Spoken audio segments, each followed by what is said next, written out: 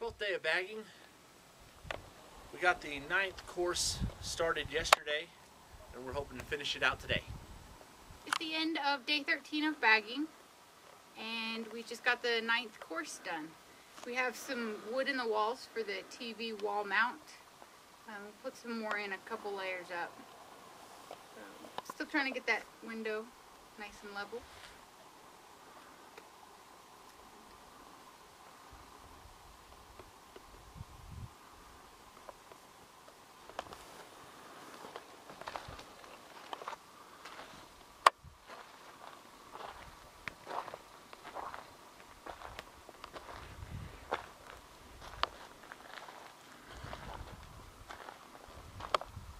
My pits.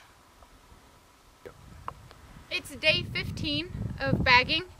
We came out this morning and finished up course number 10, and now we're gonna go to lunch and see how we feel. Maybe we'll be back.